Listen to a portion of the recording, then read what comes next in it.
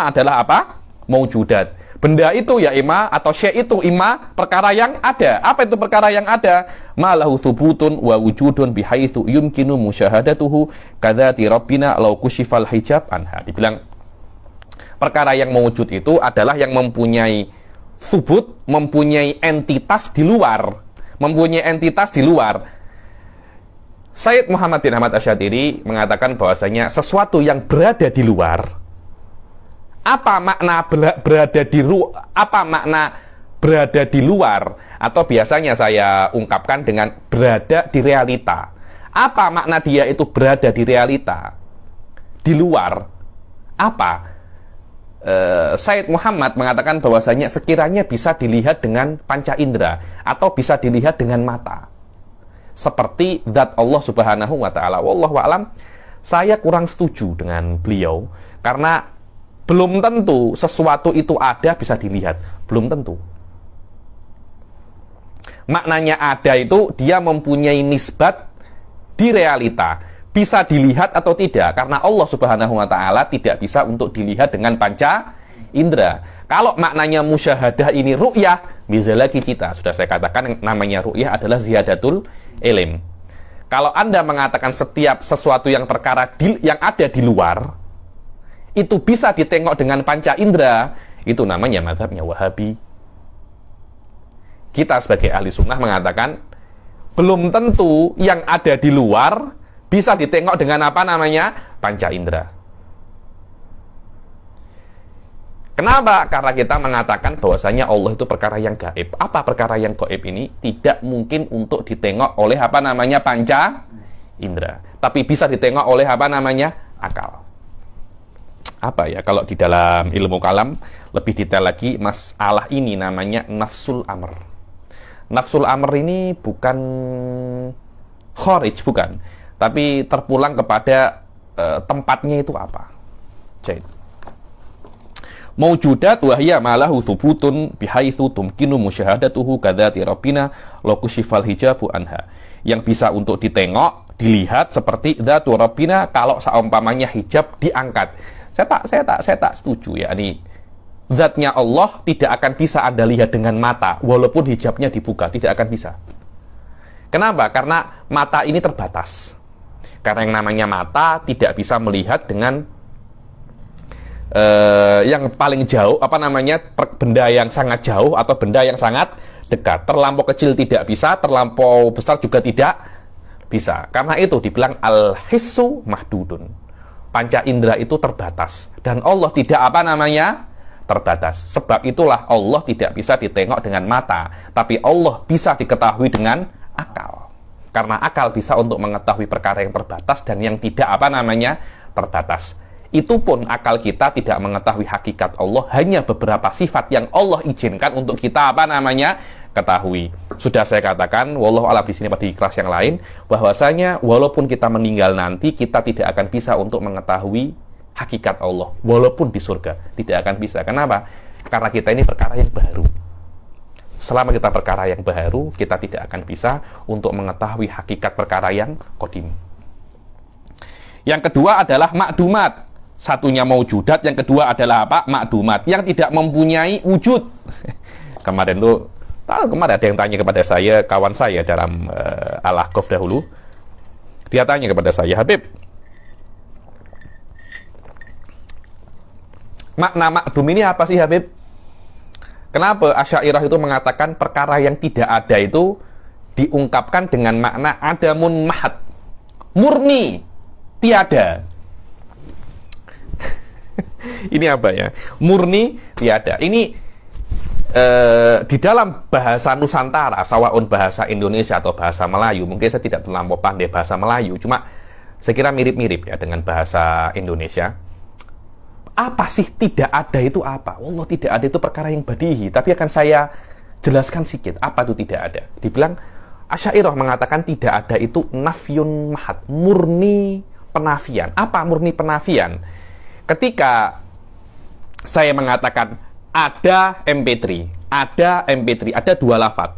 Satunya ada, satunya apa? MP3. Ketika itu, ada ini muqayyad dengan MP3. Ketika saya itu menafikan MP3, saya mengatakan tidak ada MP3. Ini bukan nafyun mahad, tapi penafian MP3. Penafian yang terikat dengan MP3. Terus nafyun mahad itu apa? Ketika saya menafikan sesuatu yang tidak terikat dengan apapun. Bagaimana saya mengungkapkannya? Tidak ada. Ada MP3, ada yang terikat dengan apa namanya? MP3. Ketika saya menafikan tidak ada MP3, saya menafikan keadaan yang terikat dengan MP3. Ketika saya menghilangkan MP3 dan saya hanya mengatakan tidak ada, itu adalah apa? Nafyun mahad, murni penafian. Ada sebuah cerita, seseorang itu begaduh sampai ke seorang qadhi namanya qadhi Shureh ya, ini ma'ruf. Qadhi Shureh ini diantara qadhi-qadhi yang jenius di dalam zaman Sayyidina Ali. Orang-orang ini gaduh di depan mahkamah, dipanggil oleh qadhi Shureh. Ada apa kau berdua ini gaduh? Orang ini punya hutang sama saya. Hutang apa? Dia punya hutang kepada saya namanya la syai'. Apa itu la syai'? Dia hutang tidak ada kepada saya. Saya nak tagih tidak ada itu. Qadhi Shureh tertawa aja. Ini kurang ajar nih budak nih. Nak bermain kata-kata dengan saya. Oke, ta'al. Di bawah sofa, engkau tengok itu hutangmu di situ ada. Dia tengok di bawah sofa, di bawah sofa, la syai', hadza huwa la syai', khudhu katanya. Qadhi Shureh tertawa saya. Loh, la syai' atau tidak ada itu adalah nafyun yang murni, dia tidak bisa Anda pegang. Mu'tazilah, hati-hati ya. Mu'tazilah mengatakan tidak ada itu antara ada dan tiada. So, tengok, intabi. Itu di dalam pendapatnya Mu'tazilah dibilang Allah itu mengeluarkan perkara-perkara itu daripada ketidakadaan. Yang mana Mu'tazilah mengatakan ketidakadaan itu macam box yang di dalamnya ada semua mahiyah, dan Allah kalau nak ciptakan amik satu. Ahli sunnah tidak ada itu apa? Penafian yang murni, tidak ada apapun. Hadza huwa apa namanya? Al-ma'dumat. Perkara itu ya imma dia itu mempunyai nisbah di luar, di wujudun kharij, sawaun bisa Anda tengok dengan panca indera atau tidak, atau dia itu apa? Ma'dum, yang nafyun mahad. Ahli sunnah mengatakan hanya dua saja, tidak ada yang ketiga. Yang mengatakan adanya hal, mereka menambahi dua lagi. Apa yang dua itu? Yang ketiga adalah wa ahwal wahyal wasitoh bainal mawjudi wal ma'dum kasifatil ma'nawiyah idza qulna bitsubutiha. Dibilang ahwal adalah perantara antara yang pertama dan yang kedua. Dia tengah-tengah semacam ini. Maknanya dia tidak naik ke derajat wujud dan tidak naik ke derajat apa? Adam. Dia di tengah-tengah. Kalau kita mengatakan bahwasannya ahwal itu ada, jumhur mengatakan ahwal tidak ada. Yang keempat apa? Iktibarot. Nah ini iktibar ini intabih. Asy'ariyah mengatakan iktibar masuk dalam kategori ma'dum. Masuk dalam kategori apa? Ma'dum. Apa itu iktibar? So, tengok ya. Ini penting. Allah Subhanahu wa taala menciptakan kepada kita itu akal. Yang mana akal itu diberikan oleh Allah untuk bagaimana kita memahami perkara-perkara yang ada pada dunia ini. Jayid. Akhirnya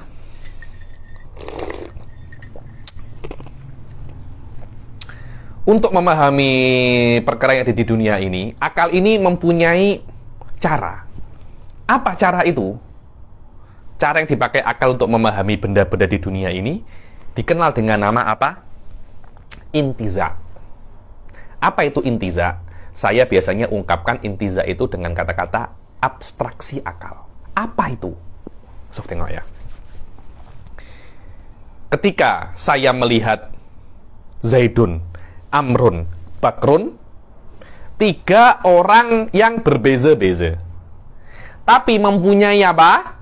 Kesamaan, yaitu tiga-tiganya sama apa namanya? Manusia. akal saya akan ambil sebuah makna yang umum, namanya adalah apa? Manusia. Lah, akal ambil titik temu daripada tiga ini dengan nama manusia itu adalah bagaimana akal berusaha untuk memahami apa? Tiga perkara ini. Nah, itulah yang namanya intiza.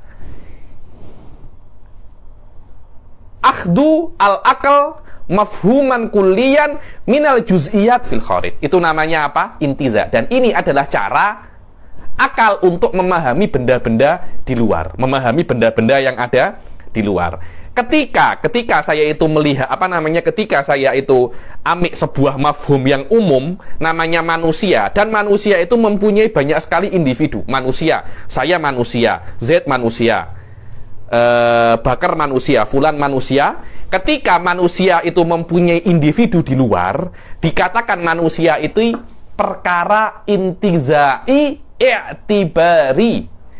Apa makna intizai i'tibari? Dikatakan manusia itu intizai karena akal mengekstrak manusia itu dari perkara-perkara yang ada di luar. Dikatakan dia itu i'tibari karena masodiknya, karena individunya di luar ada. Z ada di luar. Siapa itu namanya? Bakar ada di luar, Ali Bagir ada di luar, Fulan juga ada di luar. Kawannya ada namanya intizai ikhtirai. Apa itu intizai ikhtirai?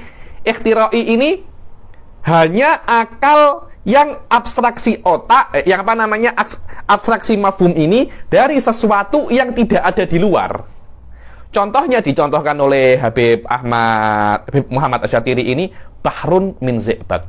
Ze'bak ini air raksa. Anda kalau fever, demam, kan ada apa tuh namanya? Termometer. Kan ada itu yang ujungnya itu kan naik, kan? Itu namanya air raksa. Apa namanya itu? Apa bahasa itunya? Merkuri. Air merkuri. Merkuri ini susah nak cari. Tapi akal bisa untuk membayangkan satu laut penuh daripada apa? Merkuri. Macam Anda tengok laut yang terkenal, laut yang ada di Bali. Semuanya adalah apa? Merkuri. Apakah laut Merkuri ini mempunyai masodik, mempunyai afrod fil kharij? Tidak ada. Cuma mafhum itu ada dan diambil daripada apa? Akal. Ketika afrodnya atau individunya tidak ada di kharij, tapi mafhum itu diekstrak daripada akal, dikatakan itu adalah intizai ikhtirai. Kalau masodiknya ada fil kharij, namanya intizai i'tibari. Asy'ariyah mengatakan sawaun dia itu i'tibari atau dia itu ikhtirai. Contohnya i'tibari itu adalah manusia, ikhtirai itu adalah bahrun min ze'bak, lautan daripada Merkuri. Dua-duanya bukan perkara yang ada, bukan perkara yang ada. Karena itu ahli sunnah mengatakan perkara i'tibari ini, perkara intizai ini, sawaun dia itu i'tibariyah atau ikhtiroiyah, semuanya masuk dalam kategori apa? Ma'dumat. Karena itu ahli sunnah Asy'ariyah minimum mengatakan perkara itu ya ima ada dua, ya ima mawjud, ya ima ma'dum wantaha. Ini adalah badihi, tidak bisa Anda komplain lagi. Yang mana Maturidiyah mengatakan tidak tambah satu lagi, namanya apa? Hal. Sanusiyah mengatakan ibaratnya masyhurah wal haq al-hal. Wal haq al-hal, yang benar tidak ada apa? Hal. Inilah apa itu? Maujudat, makdumat, ahwal, dan i'tibarat. Jumhur Asy'ariyah yang nomor 3 dan nomor 4 masuk dalam kategori apa? Yang nomor 2. Yang ada hanya maujud dan makdum sahaja. Jaijidan.